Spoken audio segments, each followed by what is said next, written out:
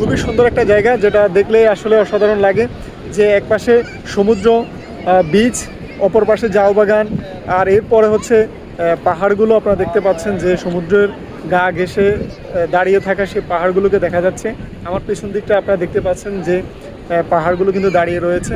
তো কাঁকড়া বিচে আসলে আপনারা সুন্দর প্যারাসেলিং করতে পারবেন। আমি অনেক জায়গায় দেখেছি যে মেরিন টাইপ রোডের পাশে কিন্তু অনেক জায়গায় প্যারাসেলিং করা যায়। তো যারা প্যারাসেলিং করার মতো অভিজ্ঞতা নিতে চান বা এক্সপিরিয়েন্স গ্যাদার করতে চান, তারা সেটা নিতে পারেন। তো গাইজ, আপনারা যারা এই কাঁকড়া বিচে আসবেন, আসলে এখানে কিন্তু প্যারাসেলিং করতে পারবেন। অলরেডি একজনকে প্যারাসেলিং করানোর জন্য উঠানো হয়েছে।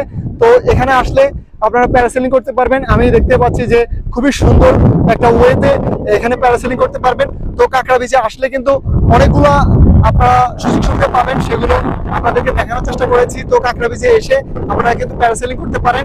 তো এখানে কিন্তু প্যারাসেলিং এবং অন্যান্য যে সুযোগ সুবিধা সেগুলো করা যায়। আপনারা দেখতে পাচ্ছেন যে সমুদ্রের ওই পারে হচ্ছে পাহাড়, আর সামনে হচ্ছে সমুদ্র, আর চারদিকের পরিবেশ আপনারা দেখতে পাচ্ছেন যে এখানে কিন্তু জাউ বাগান করা হয়েছে।